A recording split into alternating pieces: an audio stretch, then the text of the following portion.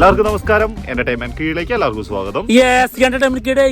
Review ആണ് ചത്ത പച്ച.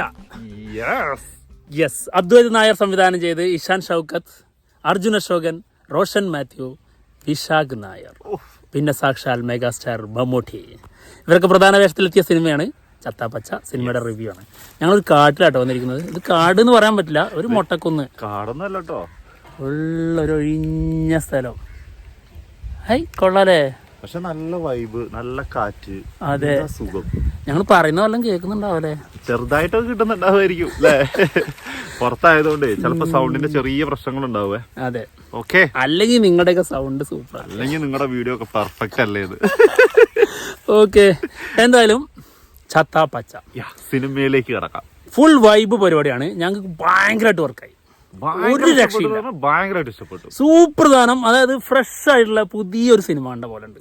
അതായത് നമ്മൾ കുറെ കാലമായിട്ട് കണ്ടുകൊണ്ടിരുന്ന ഒരു സിനിമയിൽ നിന്ന് മാറിയിട്ട് വേറൊരു ഒരു ടൈപ്പ് ഓഫ് സിനിമ ആണ്. അതിന്റെ ഒരു വൈബ് മലയാളത്തിൽ ഇതുവരെ ഇല്ലാത്ത സിനിമയാണത്. മലയാളത്തിൽ മാത്രമല്ല, ഇന്ത്യൻ സിനിമയിലെ ഇങ്ങനെ ഒരു ഐറ്റം അല്ല. ഇങ്ങനത്തെ ഒരു WWE ആ ഒരു ഐറ്റം സാധനം ഇതുവരെ ഒരു ഇന്ത്യൻ സിനിമയിൽ കൊണ്ടുവന്നിട്ടില്ല എന്ന് തോന്നുന്നു. പക്ഷെ അതും ഭയങ്കര പെർഫെക്റ്റ് ആയിട്ട് ഭയങ്കര രസമായിട്ട് കൊണ്ടുവന്നിട്ടുണ്ട്. അത് നമ്മുടെ കൊച്ചിയിൽ ഇവർ പ്ലേസ് ചെയ്യുന്നു. എന്നിട്ട് അത് ഭയങ്കര ജനങ്ങളുടെ ഇടയിലേക്ക് ഒരു ചെറിയൊരു എന്താ പറയാ ബിസിനസ് പോലെ അതിന് ശ്രമിക്കുന്നു.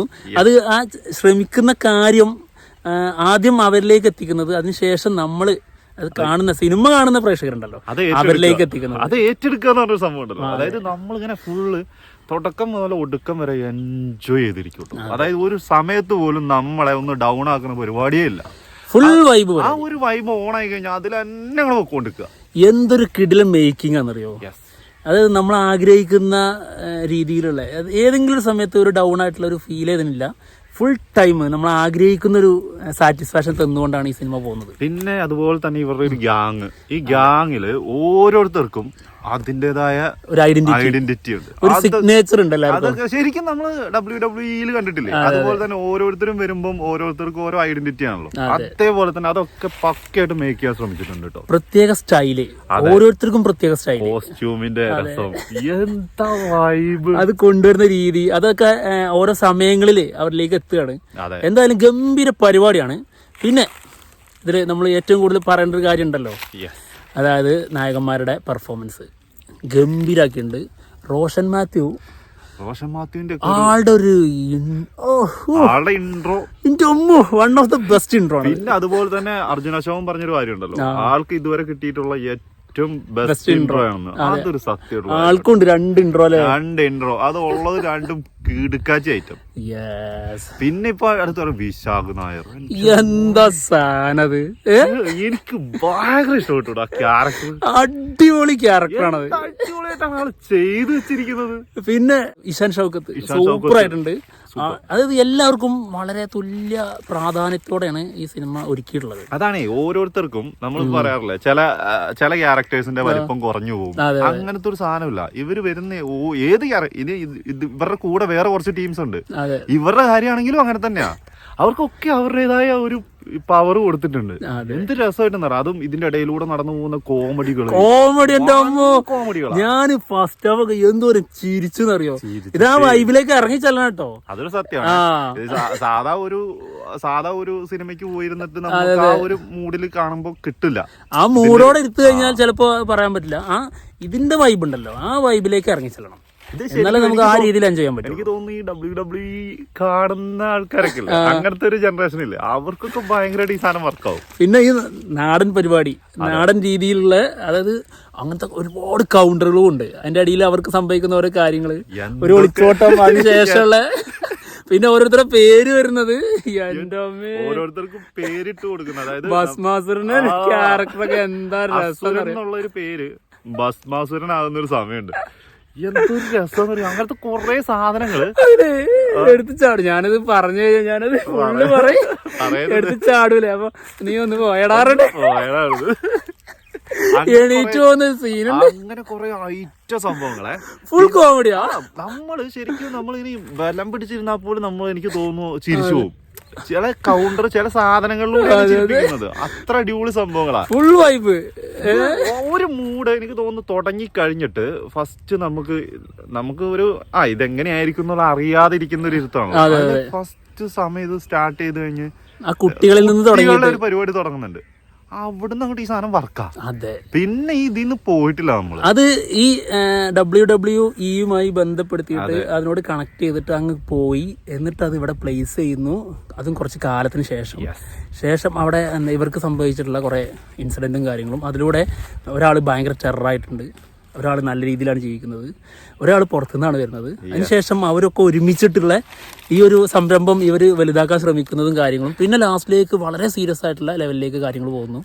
അതൊക്കെ ഗംഭീരമായിട്ടുണ്ട്. ഇതിന്റെ മേക്കിങ്ങിന്റെ അതാണ് ആദ്യം പോലെ പറഞ്ഞത്, മേക്കിംഗ് ഒരു രക്ഷയില്ല. പിന്നെ സിനിമയുടെ മ്യൂസിക് ഡിപ്പാർട്ട്മെന്റ്സ് അതും പോളി, അതായത് സോങ്ങുകളെല്ലാം ഗംഭീരം, അത് പ്ലേസ് ചെയ്തിരിക്കുന്നത് അതിഗംഭീരം. മറ്റേ ആ സോങ് ഇല്ലേ വൈബാന്നറിയാം ആ സമയം. പിന്നെ റാപ്പ് ഒക്കെ വരുന്നുണ്ട്, ആ റാപ്പ് വരുന്നുണ്ട്. പിന്നെ ഈ ഇതിന് വേറെ പ്രത്യേകത ഉണ്ടല്ലോ, ഈ WWE ഇതിനനുസരിച്ചുള്ള ഒരു മ്യൂസിക് ഉണ്ട്. ആ സാധനമൊക്കെ നല്ല കിടിലായിട്ട് വർക്ക് ആയിട്ടുണ്ട്. പിന്നെ അതുപോലെ സിനിമറ്റോഗ്രാഫി, അതായത് ഈ ക്യാമറ കൊണ്ടുപോണ പരിപാടി സൂപ്പർ. പിന്നെ കിഡിലോസ്കി കോസ്റ്റ്യൂമാണ് ഒരാൾക്ക് ഒഴികെ, അത് പറയാം.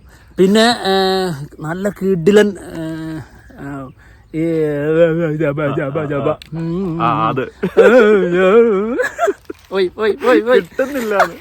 അതായത് ആർട്ട് ഗംഭീര സാധനം കേട്ടോ. പിന്നെ ഇതില് ഒരു ഗംഭീര ഒരു പരിപാടി ഉണ്ട്, അതായത് വാൾട്ടർ ആശാൻ എന്ന് പറഞ്ഞ ഒരാളുണ്ട് അതില്. ആള് നമ്മുടെ മെഗാസ്റ്റാർ മമ്മൂട്ടിയാണ്, ആളുടെ കാമിയോ. സത്യത്തില് നമ്മളിങ്ങനെ ആഗ്രഹിച്ചിരിക്കുകയാണ്, അങ്ങനെ ഒരു കാമിയോ അങ്ങനെ ആ സമയത്ത് വരണം എന്നിങ്ങനെ ആഗ്രഹിക്കുന്നു. അവിടെ വന്നിട്ടില്ലെങ്കിലും കുഴപ്പമൊന്നും ഉണ്ടായിരുന്നില്ല. പക്ഷെ അതിന്റെ ഭയങ്കര പ്രത്യേകത എന്താ അറിയോ, ഇവർക്ക് ഓരോരുത്തർക്കും ഇവർ കൊടുത്തിരിക്കുന്ന ഒരു ബിൽഡപ്പ് ഉണ്ട്. അതായത് ഈ ഇതിനകത്തുള്ള ആൾക്കാർക്ക് പോലും. അതെ, റോഷൻ മാത്യുവിന് കൊടുത്തിരിക്കുന്ന ബിൽഡപ്പ് ഭീകരം. അതെ, അതേപോലെ തന്നെ ഈ അർജുൻ അശോകന് കൊടുത്തിരിക്കുന്നത്. ഇതൊക്കെ കണ്ടു കഴിഞ്ഞിട്ട് നമ്മൾ ഇന്റർവെല്ലിന് ഇറങ്ങിയിട്ട് നമ്മുടെ മനസ്സിലെന്താണെന്ന് അറിയോ, ഇനി വാൾട്ടർ ആശാൻ, അതെ, ആ വരവാണ് കാത്തിരിക്കുന്നത്. അതും സീരിയസ് ആയിട്ടുള്ള ഒരു മൂഡിലേക്ക് എത്തിയതിനു ശേഷം പിന്നെയാണ് ഈ വാൾട്ടർ ആശാന്റെ വരവ്. സത്യമായിട്ട് പറയാം, വാൾട്ടർ ആശാനെ ഈ രീതിയിൽ അവതരിപ്പിക്കരുതായിരുന്നു. അതായത് മമ്മൂക്കയുടെ കോസ്റ്റ്യൂം വളരെ മോശമാണ്, പിന്നെ വിഗ് വളരെ മോശമാണ്, പിന്നെ സ്ലാങ് വളരെ മോശമാണ്, ഡയലോഗ് ഡെലിവറി വളരെ വളരെ വളരെ മോശമാണ്, പിന്നെ കുറേ മാനറിസങ്ങളുണ്ട്. പിന്നെ മമ്മൂക്ക കുറെ കാലമായിട്ട്, അതായത് ബ്രഹ്മയുഗം മുതൽ തുടങ്ങിയതാണ് ആ ചാത്തന്റെ ആ ഒരു പ്രശ്നം തുടങ്ങിയതാണ്. അന്ന് മുതൽ ഈ നാവ് ഇങ്ങനെ നാവും കൊണ്ട് കാണിക്കുന്ന കുറച്ച് ഐറ്റംസ് ഉണ്ടല്ലോ, അത് കളങ്കാവിൽ വേറെ രീതിയിൽ ഇട്ടു. പിന്നെ ഇത് തന്നെ റിപ്പീറ്റ് അടിച്ച് വന്നുകൊണ്ടിരിക്കുകയാണ്. പിന്നെ ബസൂക്കിയിൽ വന്നു, കളങ്കാവിൽ വന്നു, കളങ്കാവിൽ സീരിയസ് ആയിട്ടാണ് വന്നത്. പിന്നെ അതപ്പോ ഇതിൽ വന്നു, ഇതിൽ കോമഡിക്കാണ് ഈ സാധനം ചെയ്തിരിക്കുന്നത്. പക്ഷെ കോമഡി അവിടെ അതിന് പറ്റിയ ഒരു സിറ്റുവേഷനോ അങ്ങനത്തെ ഒരു സംഭവമല്ല. പിന്നെ ഈ പറയുന്ന ഡയലോഗില് ഫസ്റ്റ് നമുക്ക് വരുന്ന സമയത്തുള്ള ഒരു ഡയലോഗ് ഉണ്ട്, അതെന്താന്ന് ശരിക്കും നമുക്ക് തന്നെ മനസ്സിലാവുന്നില്ല. അത് അതിന്റെ പവർ കുറവൊക്കെ ഉണ്ട്. അതായത് സ്ലാങ് പിടിച്ചതാണ് പ്രശ്നം. കൊച്ചി സ്ലാങ് പിടിക്കാനേ പാടില്ലായിരുന്നു. പിന്നെ ഇല്ലായിരുന്നെങ്കിൽ പൊളിയായി. അതായത് കോസ്റ്റ്യൂം ഡാർക്ക് ആവണമായിരുന്നു, ബ്ലാക്ക് കളർ ആവണമായിരുന്നു. പിന്നെ ഹെയർ സ്റ്റൈൽ ഒരിക്കലും പറപ്പിച്ചിടാൻ പാടില്ലായിരുന്നു. അണ്ടർടേക്കർ ലുക്കിൽ ആദ്യമായിട്ടാണ് ഇവർ ഇതിനെ പരിഗണിച്ചിട്ടുള്ളത്. പക്ഷെ ആ ലുക്ക് തന്നെ കൊണ്ടുവരണമായിരുന്നു. സമീപനം മാറിപ്പോയി, കോമഡി രീതിയിലേക്ക് മാറ്റിപ്പോയി. കാരണം അതായത് ആ സമയത്ത് ഭയങ്കര റോ ഫീലിലാണ് നിൽക്കുന്നത്. കാരണം അർജുൻ അശോകന്റെ ലുക്ക് ആ സമയത്ത് അതിന് മുൻപുള്ള കോസ്റ്റ്യൂമാണ് നല്ല കൊടുത്തിട്ടുള്ളത്. ആ സമയത്ത് ഇവര് സാധാരണ, അതായത് റഫ് ഫീൽ വരണം, മുടി നനഞ്ഞിട്ടാണ്, അതായത് വെറ്റായിട്ടാണ്, പാറി കളിച്ചിട്ടുള്ള മുടിയല്ല. ആ ഒരു അർജുൻ അശോകന്റെതും മറ്റേ ഇവന്റെ രണ്ടുപേരും അങ്ങനെയാണ്. എനിക്ക് അതിനകത്ത് എന്താന്ന് അറിയോ ഒരു കാര്യം, ഈ മെയിനായിട്ട് ആ ഒരു സാധനം കൊണ്ടുവന്ന ടവല് നമ്മുടെ കെട്ടുണ്ട്, ഇതൊക്കെ ചെയ്തതിന്റെ ഇവിടെ ഇങ്ങനെ എന്തോ വലിയ പോലെ നിൽക്കുകയാണ്. ഈ മൊത്തം ഇങ്ങനെ, അതായത് അണ്ടർടേക്കറൊക്കെ വരുമ്പോ അല്ലെങ്കിൽ ഈ റോ രീതിയിൽ കാണിക്കുമ്പോ ഇത് വെറ്റാവണം, പിന്നെ ഡാർക്ക് ആവണം, പിന്നെ ഇത്ര ഹെയർ പോരായിരുന്നു, നല്ല നീളത്തിൽ വേണം. പിന്നെ കോസ്റ്റ്യൂം ഒരിക്കലും ലൈറ്റ് കളർ കൊടുക്കാനേ പാടുണ്ടായിരുന്നില്ല, അത് കുറച്ച് ഡാർക്ക് കളറും അതിന് ആ ഒരു ആംബിയൻസ് അനുസരിച്ചുള്ള കളറും കൂടി ആയിരുന്നു. പോളി ബ്ലാക്ക് കുറച്ച് മാറ്റും, കുറച്ച് ഇടങ്ങളിൽ ചില ഇടങ്ങളിൽ കുറച്ച് ഗ്ലോസിയും കൊടുത്തിട്ട്, എന്നിട്ട് ഈ സിൽവർ ടൈപ്പ് ചില ബട്ടൺസ് വരുമല്ലോ, ആ രീതിയിലുള്ള സാധനമൊക്കെ ആയിരുന്നെങ്കിൽ ഉണ്ടല്ലോ പൊന്നെ ഒരു രക്ഷ ഉണ്ടായിരുന്നില്ല. ഇത് മൊത്തത്തിൽ, അതായത് ഇത് ഞങ്ങൾക്ക് എല്ലാം ഇഷ്ടപ്പെട്ടു, ഒരാള് ഒഴികെ ബാക്കിയെല്ലാം സൂപ്പറാ. എനിക്ക് പേഴ്സണലി ഞാൻ ഒരു കാര്യം പറയാം, എനിക്ക് ഇത് കണ്ടു കഴിഞ്ഞപ്പോ എനിക്ക് തോന്നി എന്താ പറയാ, കാമിയോന്റെ ആവശ്യമൊന്നും അവിടെ ഇല്ല. കാരണം അവന്മാര് അമ്മമാര് പൊളിച്ചോണ്ടിരിക്കും. അല്ല, അവിടെ ആരെങ്കിലും ഒരു വീക്കാണ് സമയത്താണല്ലോ ഇങ്ങനത്തെ ഒരു സംഭവത്തിന്റെ ആവശ്യം. അവിടെ അവര് പൊളിച്ചോണ്ടിരിക്കുന്ന സംഭവം തന്നെയായിരുന്നു. അവിടെ അങ്ങനത്തെ ഒരു കാമിയോ ശരിക്കും ആവശ്യമില്ലായിരുന്നു. പക്ഷെ കൊണ്ടുവരുമ്പം കുറച്ചും കൂടി അടിപൊളിയാക്കി കൊണ്ടുവരായിരുന്നു. അതായത് എന്തായാലും കൊണ്ടുവരാൻ തീരുമാനിച്ചു. അപ്പൊ ഇവര് ഓൾറെഡി വേറെ ലെവലിൽ നിൽക്കുകയാണ്. അപ്പൊ അവര് പൊളിച്ചോണ്ടിരിക്കുമ്പോ അതിന്റെ മുകളില് ഈ കാമിയോ വരണമായിരുന്നു. ഇതങ്ങനെയല്ല, അവിടെ നിന്നിട്ട് ഇങ്ങനെ ഒരു സാധനം എനിക്ക് ഇഷ്ടപ്പെട്ടു. ആ ഒരു നമ്മൾ എറിഞ്ഞു വീഴ്ത്തുന്ന ഒരു സംഭവം, അത് പൊളിയുണ്ട്. കണ്ടത് മുതല്, അതായത് ശരിക്കും നമ്മൾ റിവീൽ ചെയ്യുമല്ലോ, അതിനു മുൻപുള്ള ആ ഒരു മാസ്ക് ചെയ്യപ്പെട്ട രീതിയിൽ ഓക്കെ ആയിരുന്നു. അതിനുശേഷം ഇത് മമ്മൂക്കയാണെന്ന് കാണിച്ചത് മുതൽ കയ്യിൽ നിന്ന് പോയി. പിന്നെ അവിടുന്ന് ആ ഒരു സ്ലാങ്, കൊച്ചി സ്ലാങ് വന്നപ്പോഴത്തേക്ക് ആള് അത് എനിക്ക് തോന്നുന്നു ആൾക്ക് ഇപ്പൊ അങ്ങനത്തെ സാധനങ്ങളെക്കാട്ടിലും അടിപൊളി നോർമൽ ആളുടെ സൗണ്ട് തന്നെ കൊടുത്തിരുന്നെങ്കിൽ ആളെ ബാസ് സാധനം കിട്ടിയാണ്. സീരിയസ് ആയിട്ട് വരണായിരുന്നു. കിഡിലോസ്കി പരിപാടി ആവണായിരുന്നു. എന്താണെങ്കിലും എന്തൊക്കെ പറഞ്ഞാലും പടം വേറെ ലെവലാക്കിയിട്ടുണ്ട്. ഈ ഒരു സംഭവം നമുക്ക് ഇഷ്ടപ്പെട്ടില്ല എന്നുള്ളത് മാത്രമേ ഉള്ളൂ. പടം പൊളിയാണ്. അത് ഉറപ്പായിട്ടും ഏർപ്പോവും. മമ്മൂക്കന്റെ ആ ക്യാരക്ടർ എന്തായാലും കിട്ടാനുള്ള ചാൻസ് ഉണ്ട്, ഉറപ്പായിട്ടും കിട്ടും. പിന്നെ അതിലെ ആ കുട്ടിയുടെ അഭിനയം അടിപൊളിയായിരുന്നു.